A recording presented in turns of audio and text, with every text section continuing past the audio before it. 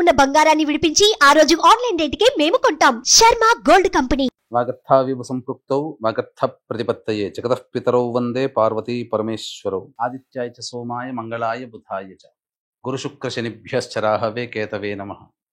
శృంగేరి జగద్గురు పీఠాధిపతులకి కంచి పీఠాధిపతులకి నమస్కారములు తెలియజేసుకుంటూ కార్యక్రమాన్ని ప్రారంభిద్దాం. జూన్ 16వ తారీఖు నుంచి 30వ తారీఖు వరకు ద్వాదశ రాశుల్లో భాగంగా మొదటిదైనటువంటి మేషరాశిలో జన్మించినటువంటి వారికి 16 జూన్ నుంచి 30 జూన్ వరకు ఏ విధంగా ఉండబోతుందో తెలుసుకునే ప్రయత్నం చేద్దాం. ఈ మేషరాశిలో జన్మించినటువంటి వారికి శుక్రగ్రహ సంచార ప్రభావం వలన విలువైనటువంటి వస్తువులు అనగా హుందాని పెంచేటువంటి వస్త్రములు కానీ గృహోపకరణాలు కానీ కొనుగోలు చేసే అవకాశము గోచరమవుతుంది.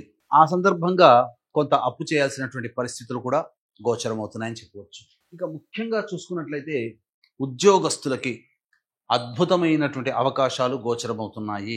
నిరుద్యోగస్తులకి ఖచ్చితంగా ప్రయత్నం చేస్తే జాబ్ వచ్చే అవకాశాలు మెండుగా ఉన్నాయని చెప్పవచ్చు.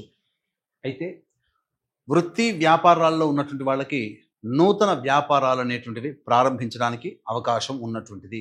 కాబట్టి సమయము సందర్భము చూసుకొని ప్రయత్నం చేయండి. అయితే ప్రధానంగా వృత్తి వ్యాపారాల్లో విస్తరణకి అనుకూలంగా ఉంటుంది, కానీ కొత్త వ్యాపారాలకి ఇది సమయం కాదు. ఎందుకు అనంటే ఇక్కడ గురు మూఢమి అనేటువంటిది ప్రారంభమైంది కాబట్టి కొత్త వ్యాపారాలు ప్రారంభించడానికి అనుకూలము కాదు. అయితే ఉన్నటువంటి వృత్తి వ్యాపారాల్లో అభివృద్ధిని ఎంతైనా చేసుకోవచ్చు. అభివృద్ధి మాత్రం ఖచ్చితంగా గోచరమవుతుంది. అలాగే ఈ సంబంధించినటువంటి ప్రభుత్వ పరముగా లావాదేవీలు జరిపేటువంటి వ్యాపారస్తులకి ప్రభుత్వ పరంగా రావాల్సినటువంటి రాని బాకీలు కానీ బిల్స్ శాంక్షన్ అవ్వడం కానీ జరుగుతాయి. ప్రభుత్వం నుంచి ఒక లబ్ధిని పొందుతారు. ఆల్రెడీ ఉద్యోగం చేస్తున్న వాళ్ళైతే అదనపు బాధ్యతలతో మంచి భవిష్యత్తు కలిగినటువంటి డిపార్ట్మెంట్లో మీరు చేరుతారని చెప్పవచ్చు. ఇక ఈ సంబంధించినటువంటి మేషరాశిలో జన్మించినటువంటి వారికి 22వ తారీఖు వరకు కూడా సంపూర్ణంగా బుధుడు అనుకూలంగా ఉంటూ నూతన వ్యక్తుల పరిచయాన్ని కలగచేయడం, తద్వారా ఆనందకరమైనటువంటి జీవితము, చేస్తున్నటువంటి పెట్టుబడులకు సంబంధించి ధనలాభం కూడా లభించడం అనేటువంటి బుధగ్రహ సంచార ప్రభావం. అయితే ఈ గురువు కూడాను ఇదే మిథున రాశిలో సంచారం చేస్తున్నటువంటి కారణం చేత ఈ సంబంధించినటువంటి మేషరాశిలో జన్మించినటువంటి వారికి ప్రధానముగా కొంత ధన నష్టము సూచిస్తుంది. కాబట్టి డబ్బు వ్యవహారాల్లో ఉన్నప్పుడు ఇతరులని నమ్మి డబ్బు అప్పుగా ఇవ్వడం అనేటువంటిది చేయకుండా ఉండడమే మేలనేటువంటి విషయాన్ని గమనించుకోవాలి. అయితే 23వ తారీఖు నుంచి ఈ సంబంధించినటువంటి బుధుడు ప్రవేశం చేస్తున్నటువంటి కారణం చేత సంపూర్ణముగా యోగదాయకమైనటువంటి పరిస్థితుల్లో ఉంటారు. ఇక గమనించుకున్నట్లయితే ఈ సంబంధించినటువంటి కుజ సంచార ప్రభావము, కేతుగ్రహ సంచార ప్రభావం మేషరాశి వారికి అనుకోని కష్టాలు తీసుకొని వచ్చే అవకాశం ఉంటుంది. ఆలోచన చేసినటువంటి పనులన్నీ కూడాను నత్తనడకన సాగుతాయి. మీరు అనుకున్నది ఒకటిదే, జరిగేది ఒకటిగా ఈ కుజ కేతుగ్రహ ప్రభావం గోచరం అవుతుంది. శని ప్రభావము ఆల్రెడీ ఏలిన నాడు శని ప్రభావం అనేటువంటిది ఈ మేషరాశి వారికి ప్రారంభమైంది కాబట్టి పనులలో కాస్త నెమ్మదిస్తాయి. కాబట్టి ఎక్కువగా శ్రమించాల్సినటువంటి పరిస్థితి అని చెప్పవచ్చు. రాహుగ్రహ సంచార ప్రభావం వలన మంచే జరుగుతుంది. అన్ని విధాలుగా అన్ని విషయాల్లో మీకు యోగదాయకముగా విజయాన్ని సంప్రాప్తించే విధంగా ఉంటుంది. తర్వాత చెప్పొచ్చేది ఏమిటంటే బుధుడు అనుకూలంగా లేడు, గురువు అనుకూలంగా లేడు, శని అనుకూలంగా లేడు, కుజుడు కూడా. కాబట్టి ఓవరాల్గా మిశ్రమమైనటువంటి ఫలితాలు ఈ మేషరాశిలో జన్మించినటువంటి వారికి ఉంటుంది. వివాహం కావలసినటువంటి అబ్బాయిలకి అమ్మాయిలకి వివాహ సంబంధాలు కుదురుతాయి. అలాగే సంతానం కోసం ఎదురు చూసేటువంటి వాళ్ళకి చక్కటి శుభవార్త వింటారు. విద్యార్థులైతే కష్టపడితే తప్ప ఫలితాలు పొందలేనటువంటి పరిస్థితి. కాబట్టి జాగ్రత్తలు పాటించండి, దైవానుగ్రహాన్ని పొందే ప్రయత్నం చేయండి. అన్ని విధాలుగా మీకు అనుకూలంగా ఉంటుంది. ఇక గమనించుకున్నట్లయితే ఈ యొక్క మేషరాశిలో జన్మించినటువంటి వారికి ప్రధానంగా దైవ అనుగ్రహం అనేటువంటిది తప్పనిసరి. కాబట్టి ఈ 16 నుంచి 30వ తారీఖు వరకు రోజువారీ కార్యక్రమాల్లో ఏ విధంగా ఉండబోతుందో తెలుసుకునే ప్రయత్నం చేద్దాం. వీక్షించేటువంటి ప్రేక్షకులకి కూడా గమనిక, ఈ యొక్క జూన్ 21వ తారీఖు రోజున ఏకాదశి అశ్విని నక్షత్రంతో కూడుకున్నటువంటి పుణ్యతిథి.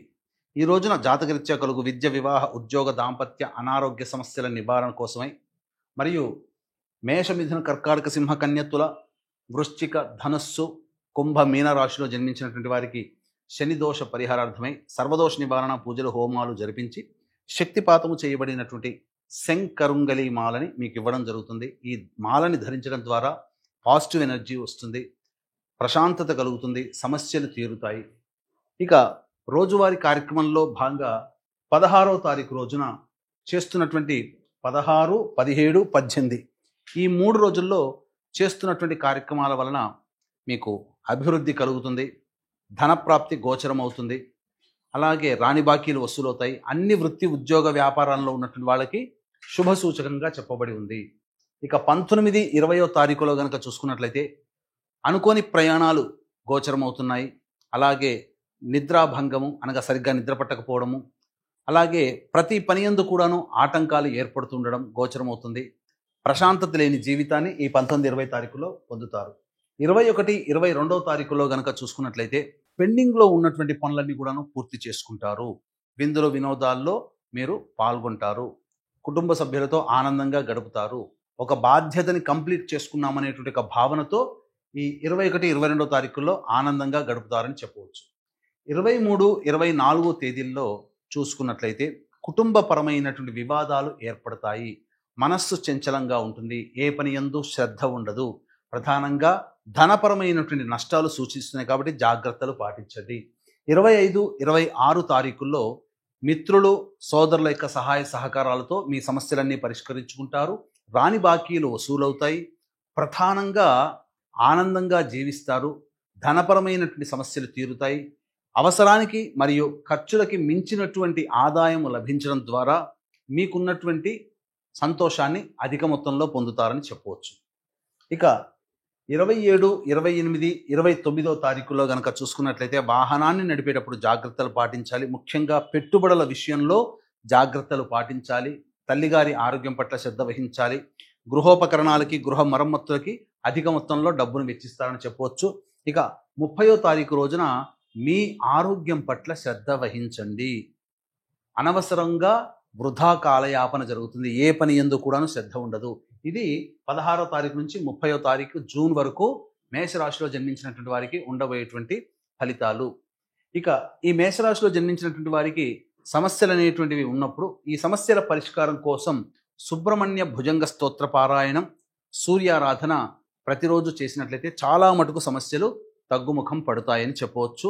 గమనించుకున్నట్లయితే ఇప్పుడు చెప్పబడినటువంటి సమస్యల కంటే ఇంకా ఎక్కువ సమస్యలతో మీరు బాధపడుతున్నట్లయితే దగ్గరలోని మంచి ఉపాసనా పరులైనటువంటి జ్యోతిష్యులను సంప్రదించి వారి సలహాలు సూచనలు కనుక పాటించినట్లయితే మరింత మెరుగైనటువంటి జీవితాన్ని పొందుతారని తెలియజేస్తూ సర్వం శ్రీ ఉమామహేశ్వర పరబ్రహ్మార్పణమస్తు.